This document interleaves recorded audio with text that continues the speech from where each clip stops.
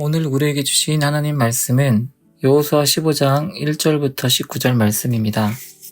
또 유다 자손의 지파가 그들의 가족대로 제비 뽑은 땅의 남쪽으로는 에돔 경계에 이르고 또 남쪽 끝은 신광야까지라. 또 그들의 남쪽 경계는 여매의 끝 곧 남양한 해만에서부터 아그라핀 비탈 남쪽으로 지나 신에 이르고 가데스바네아 남쪽으로 올라가서 헤스론을 지나며 아달로 올라가서 돌이켜 갈가에 이르고 거기서 아스몬에 이르러 애굽 시내로 나아가 바다에 이르러 경계의 끝이 되나니 이것이 너희 남쪽 경계가 되리라.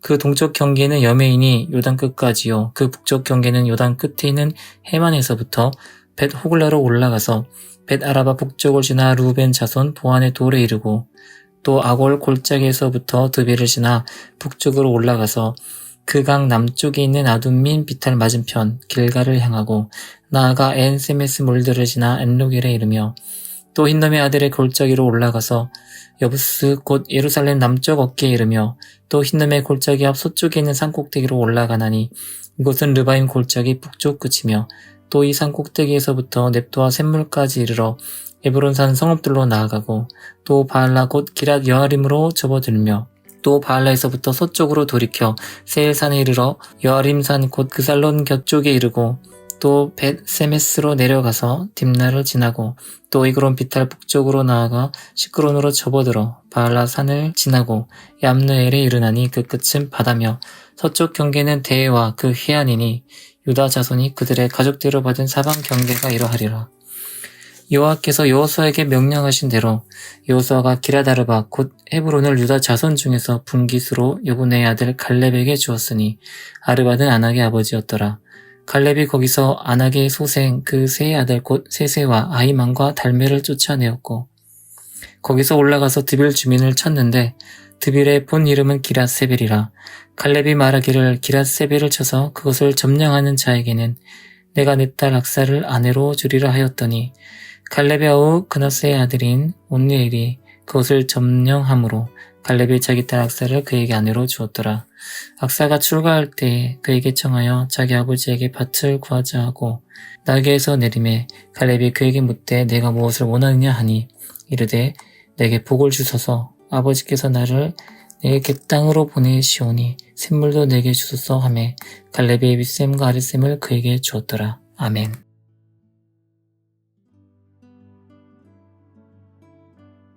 이스라엘 백성들이 가나안 땅에 정착하면서 각 지파는 하나님께서 정하신 기업을 분배받게 됩니다.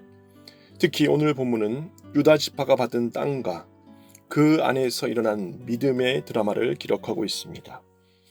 이 말씀은 단순히 고대 이스라엘의 역사적 기록이 아니라 오늘을 살아가는 우리에게 하나님의 약속이 어떻게 성취되는지 그리고 우리가 어떤 믿음의 자세로 살아가야 하는지를 가르쳐줍니다.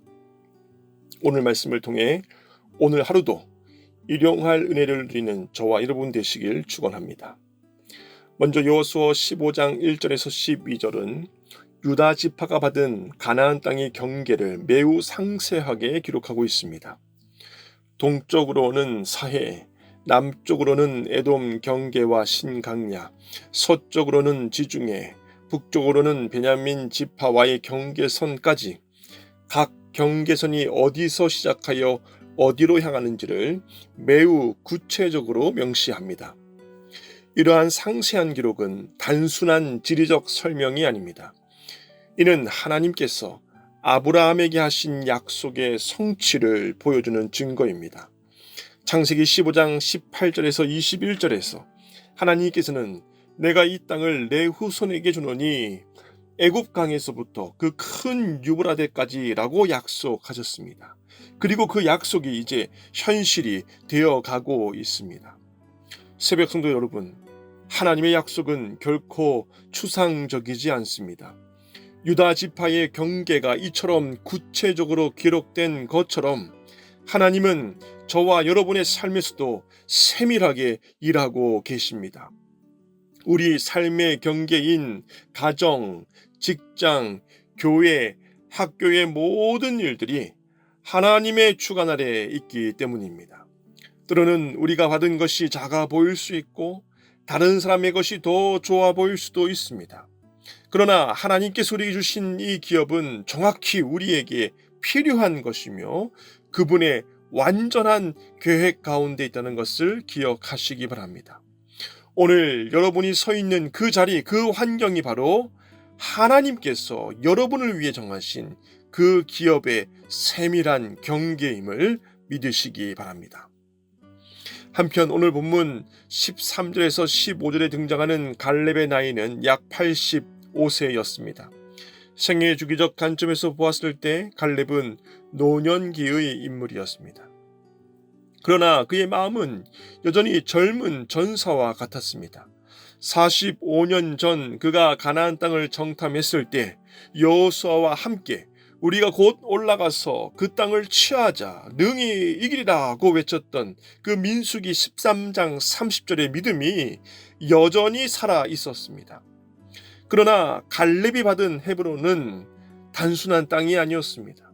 그곳은 아낙 자손들이 거주하는 곳이었습니다. 아낙 자손들은 이스라엘 정탐꾼들로 하여금 우리는 메뚜기 같으니 라고 절망하게 만들었던 거대한 민족이었습니다. 거인족이었습니다. 그런데 오늘 본문 14절을 보면 갈렙이 그곳에서 아낙의 소생 곧 세세와 아히만과 달메 세 족속을 쫓아내었고 라고 기록합니다. 85세의 갈렙이 그 거인족들을 아낙 족손들을 쫓아냈다는 것입니다. 이는 인간적으로는 불가능한 일입니다.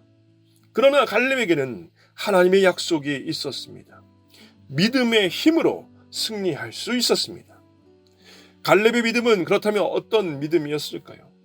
첫째, 시간이 지나도 변하지 않는 믿음이었습니다. 45년이 지났지만 그의 믿음은 조금도 변하지 않았습니다. 둘째, 나이를 초월하는 믿음이었습니다. 85세라는 나이에도 불구하고 그는 여전히 전투를 준비했습니다. 셋째, 어려움을 두려워하지 않는 믿음이었습니다. 아낙 자손이 무서워서 도망친 것이 아니라 오히려 그들이 있는 곳을 자신의 기업으로 요청했습니다. 사랑하는 소문 가족 여러분, 갈렙의 믿음은 오늘 우리에게도 큰 도전을 줍니다. 우리의 믿음은 시간이 지나면서 어떻게 변하고 있습니까? 나이가 들면서, 경험이 쌓이면서 우리의 믿음이 더 복음적으로 커져가고 있습니까? 그렇지 않으면 현실적인 핑계들로 더 작아지고 있지는 않습니까? 갈렙은 85세의 나이에도 내가 젊었을 때와 같이 지금도 강건하여 싸움에 나가고 들어올 수 있다라고 고백합니다. 이는 육체적 건강에 대한 자신감이 아니라 하나님께 대한 영적 확신의 표현이었습니다. 동일하게 우리의 삶에도 아낙자손 같은 거대한 도전들이, 장벽들이, 허들들이 있습니다. 극복하기 어려워 보이는 환경, 이기기 힘든 상황, 변화시키기 불가능해 보이는 관계들이 그러합니다. 그러나 갈렙처럼 하나님의 약속을 붙들 때 우리는 나이와 환경을 초월하여 승리할 수 있습니다. 오늘 여러분의 아낙자손은 무엇입니까? 그것을 갈렙의 믿음으로 대처하시기 바랍니다. 아니, 갈렙의 모형을 통해 예표된 우리 주 예수 그리스도의 믿음으로 승리하시기를 주님의 이름으로 축원합니다. 끝으로 16절에서 19절은 갈렙의 딸 악사와 관련된 아름다운 이야기를 담고 있습니다. 갈렙은 기럇 세벨이라는 성을 점령하는 자에게 자신의 딸 악사를 아내로 주겠다고 약속합니다.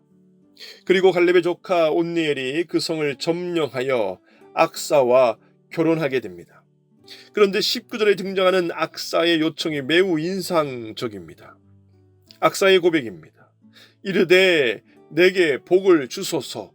아버지께서 나를 네겝 땅으로 보내시오니 샘물도 내게 주소서 하매 갈렙이 윗셈과 아랫셈을 그에게 주었더라.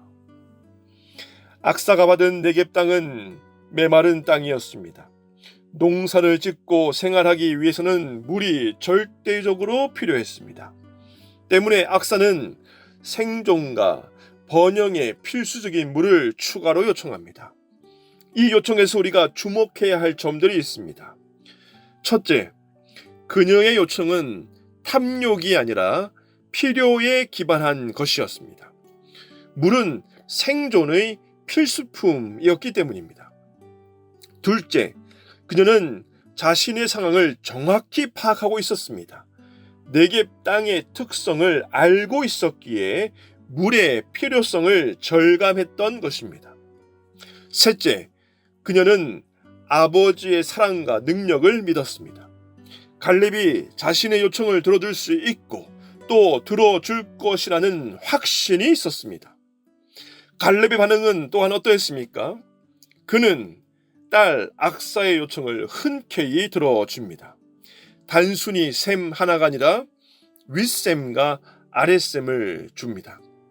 아버지의 사랑은 딸의 기대를 훨씬 뛰어넘습니다. 악사의 이야기는 우리의 기도 생활에도 큰 교훈을 줍니다. 우리는 종종 하나님께 기도할 때 소극적이고 주저하는 경우가 많습니다. 이런 것을 구해도 될까? 너무 큰 것을 구하는 것은 아닐까? 하며 머뭇거립니다. 그러나 악사는 그렇지 않았습니다. 그녀는 자신의 필요를 정확히 알았고 아버지의 사랑을 믿었으며 담대히 구했습니다. 그리고 그 결과는 기대를 뛰어넘는 축복이었습니다. 예수님께서도 마태복음 7장 7절에서 말씀하셨습니다. 구하라, 그리하면 너희에게 주실 것이요. 찾으라, 그리하면 찾아낼 것이요. 문을 두드리라, 그리하면 너희에게 열릴 것이니 라고 약속하셨습니다. 하나님은 우리의 하늘 아버지이십니다. 갈렙이 악사의 요청을 들어준 것보다 훨씬 크신 사랑으로 우리를 사랑하시는 분이십니다. 우리는 우리의 필요를 하나님 아버지께 솔직하게, 구체적으로, 그리고 담대히 아뢰 수 있습니다. 하나님의 능력과 사랑을 의심하지 말고 악사처럼 과감히 구하는 오늘 하루 되시기를 주님의 이름으로 축원합니다. 말씀을 맺고자 합니다. 오늘 말씀을 통해 우리는 세 가지 중요한 진리를 배웠습니다. 첫째, 하나님의 약속은 구체적이고 신실하다는 것입니다. 둘째, 참된 믿음은 시간과 환경을 초월한다는 것입니다. 셋째, 하나님께서는 담대한 기도를 기뻐하신다는 것입니다. 오늘 이 시간 우리 모두 이 세 가지 진리를 마음에 새기고 새로운 결단과 새로운 기도로 승리하는 저와 여러분 되시기를 주님의 이름으로 축원합니다.